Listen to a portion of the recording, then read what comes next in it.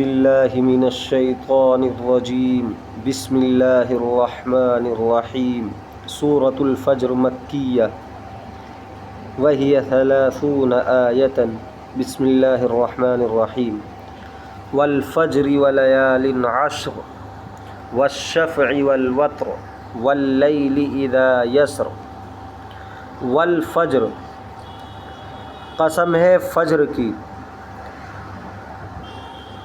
فجر کے وقت کی، صبح صادق کے وقت کی، ولیال عشر اور قسم ہے 10 راتوں کی، والشفع والوتر اور قسم ہے جفت کی اور طاق کی، واللیل اذا یسر اور قسم ہے رات کی جب وہ جانے لگے، والفجر فجر اصل میں اس کے معنی آتے ہیں پھاڑنا، تو صبح صادق جو نکلتی ہے اس کو فجر کہتے ہیں۔ فجر کی قسم کیوں کھائی جا رہی ہے؟ قسم کھائی جاتی ہے اہم چیز کی، تو یہ چیزیں اللہ کے لیے اہم نہیں ہے، اللہ کے لیے کوئی چیز اہم نہیں، اللہ تبارک و تعالیٰ کے لیے کوئی چیز بڑی نہیں، اللہ تعالیٰ کی ذات سب سے بڑی ہے، یہ بندوں کے لیے چیزیں اہم ہیں، تو بندوں کو ان کی اہمیت دلانے کے لیے قسم کھائی جاتی ہے۔ تو والفجر صبح صادق کے وقت کی کیوں قسم کھائی گئی؟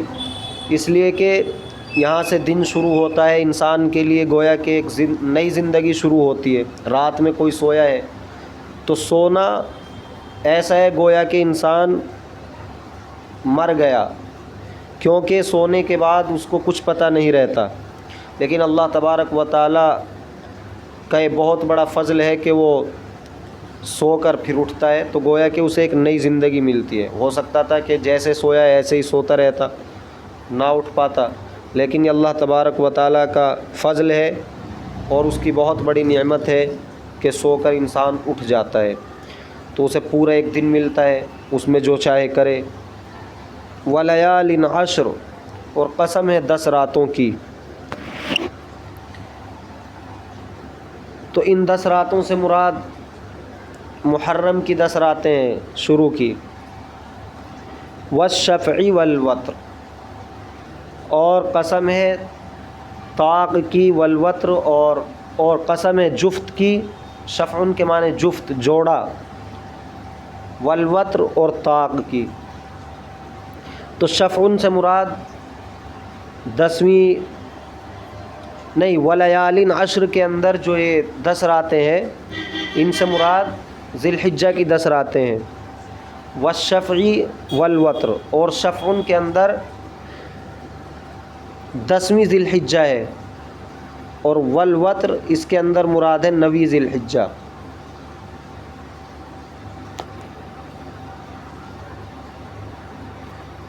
تو شفع جوڑے کو کہتے ہیں، شفع یشفع شفعا، اور وتر طاق کو کہتے ہیں۔ سنا ہوگا دیہات میں کلی جھوٹ کھیلتے ہیں، تو اگر جوڑا ہو تو اسے شفع کہیں گے، اور اگر جوڑا نہ ہو تو اسے وتر کہیں گے، جیسے 1 ہے، 3 ہے، 7 ہے، 11 ہے، 15 ہے، تو یہ سب وتر میں آتا ہے۔ واللیل اذا یسر اور قسم ہے رات کی جب وہ چلنے لگے، جانے لگے، سرایسری۔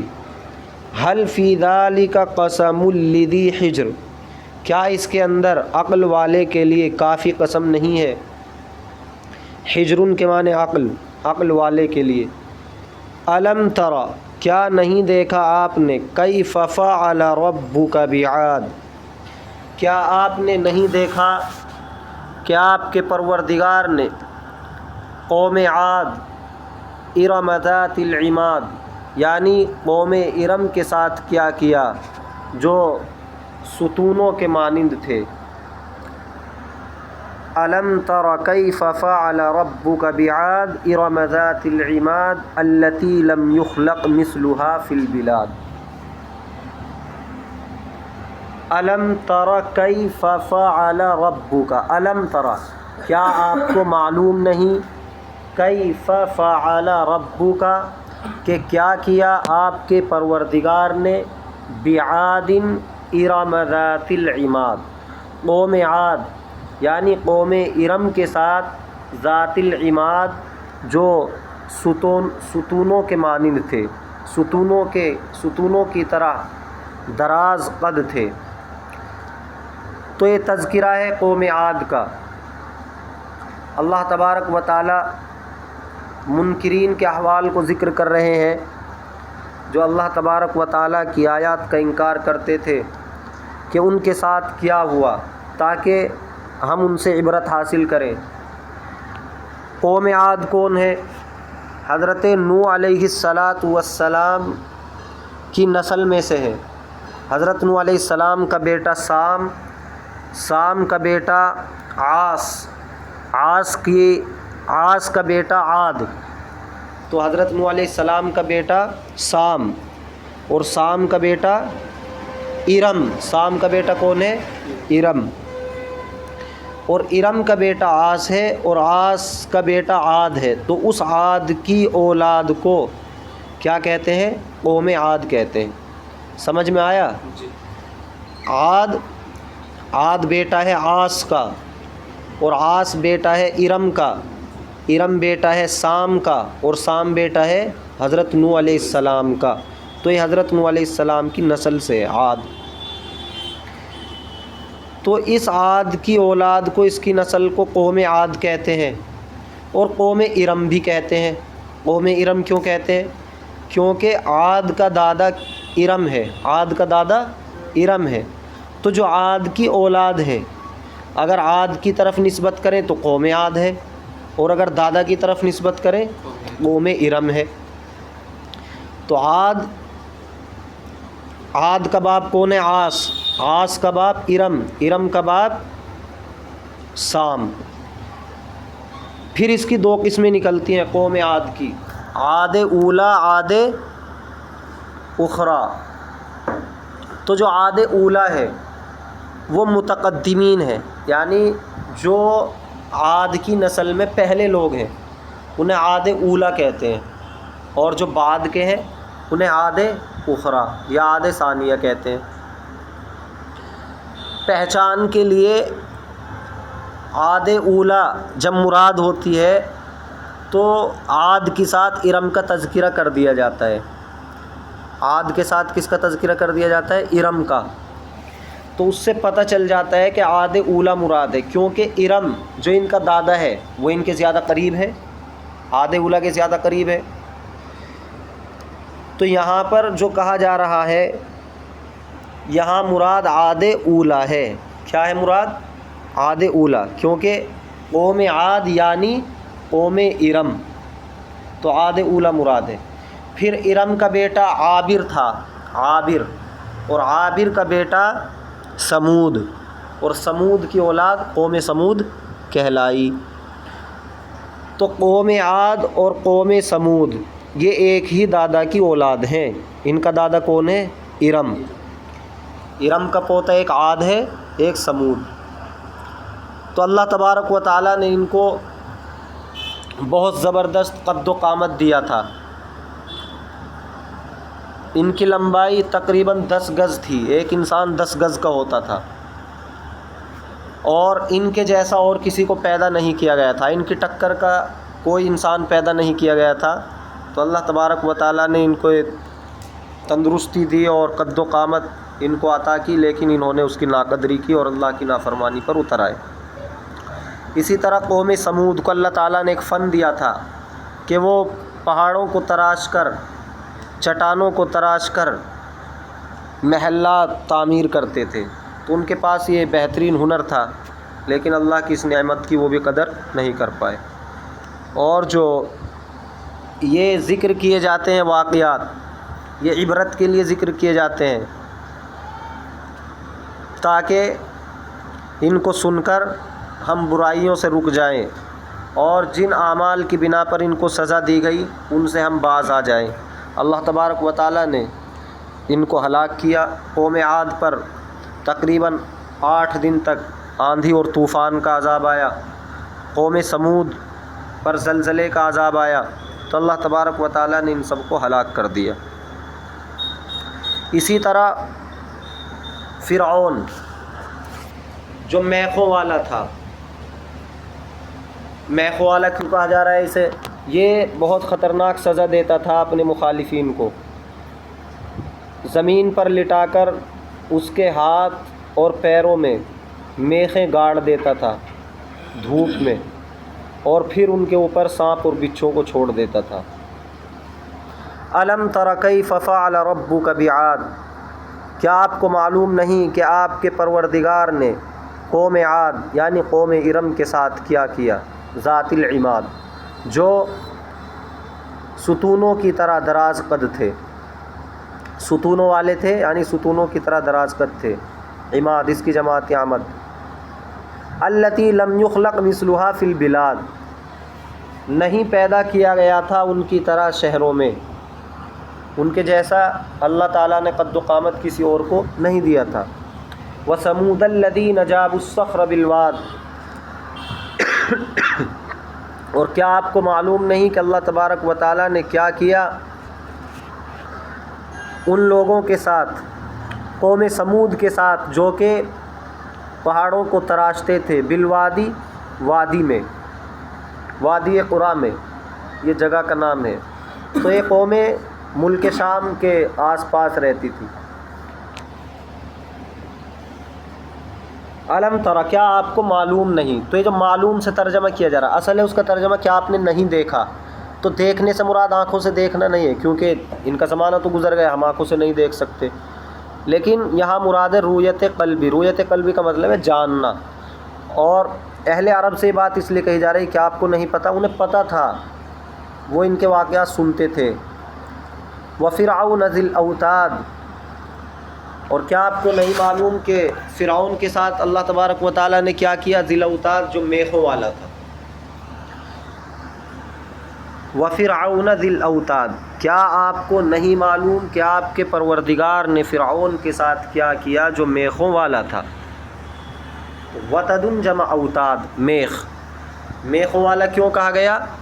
اس لیے کہ یہ خطرناک سزا دیتا تھا، دھوپ میں لٹا کر ہاتھوں میں پیروں میں میخیں ٹھونک دیتا تھا، اور پھر اس کے اوپر بچھو کو، سانپ کو چھوڑ دیتا تھا۔ خود کو یہ خدا کہلواتا تھا، رب کہلواتا تھا، جو اس کو رب نہ مانے اس کو یہ سخت سزا دیتا تھا۔ لیکن اللہ تبارک و تعالیٰ نے اس کو بھی سخت سزا دی، بحر قلزم میں اس کو غرق کر دیا، اور اس کو دنیا جہان کے لیے عبرت بنا دیا۔ پانی نے اس کے بدن کو اپنے اندر سمانے سے انکار کر دیا، اس کو باہر پھینک دیا، زمین بھی اس کو اپنے اندر نہیں سما سکی، گویا کہ یہ اس کے ذلیل ہونے کی علامت ہے کہ اللہ تبارک و تعالیٰ کا اتنا سخت نافرمان بندہ ہے کہ زمین بھی اس سے سخت ناراض ہے، پانی بھی اس سے سخت ناراض ہے۔ اللہ تبارک و تعالیٰ نے اس کو عبرت بنا دیا، اور آج تک مصر کے اندر اس کا جسم رکھا ہوا ہے۔ تو جن کے اندر تکبر ہے، گھمنڈ ہے، ظلم و فساد ان کی طبیعت میں شامل ہے، تو ان کو اس سے عبرت حاصل کرنی چاہیے کہ بڑے بڑے بادشاہوں کی بادشاہی نہیں رہی، خود کو خدا کہلوانے والے۔ اور یہ ایسا تھا، اس کو اتنی نعمتیں میسر تھی، اور اللہ تبارک و تعالیٰ نے اس کو اتنی ڈھیل دی تھی کہ رب ہونے کا دعویٰ کرتا تھا، کبھی اس کو کوئی تکلیف نہیں پہنچی، کبھی اس کے سر میں درد بھی نہیں ہوا۔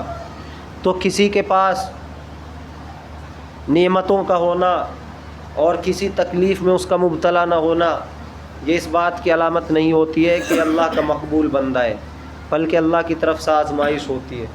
مقبولیت کا مدار نیک اعمال پر ہے، نہ کہ مال و دولت پر، نہ کہ بیماری اور تندرستی پر۔ الذین طغوا فی البلاد، کہ جنہوں نے شہروں کے اندر سرکشی کی، طغوا سرکشی کرنا، فاکثروا فیہا الفساد، انہوں نے شہروں میں بہت فساد مچایا۔ یہ سب کی صفت ہے، جتنی بھی قوموں کا تذکرہ آیا ہے۔ تو اگر آج بھی کسی کے پاس بہت زیادہ دولت ہے اور بڑی بڑی نعمتیں اسے میسر ہیں، اسی طرح وہ کبھی بیمار نہیں ہوتا ہے، جسم و جثہ اور تندرستی اس کو اللہ نے دی ہے، لیکن وہ اللہ کا نافرمان ہے تو اس سے متاثر نہیں ہونا چاہیے، یہ نہیں سوچنا چاہیے کہ اس کو نعمتیں میسر ہیں، اچھی زندگی گزر رہی ہے، یہ اللہ کا مقبول بندہ ہے، ایسا نہیں ہے۔ بلکہ ہو سکتا ہے کہ آپ کو بیماری بھی آئے، آپ کے مال میں کمی کر کے آپ کو آزمایا جائے، اولاد میں کمی کر کے آپ کو آزمایا جائے، لیکن مقبولیت کا مدار نیک اعمال پر ہوگا۔ انبیاء کرام، بہت سے نبی ایسے ہیں کہ ان کی قوم نے بہت ستایا، آرے سے ان کو چروا دیا، قتل کر دیا، وہ شہید ہو گئے، لیکن یہ اس بات کی علامت نہیں ہو سکتی کہ نعوذ باللہ وہ اللہ کے یہاں مقبول بندے نہیں تھے۔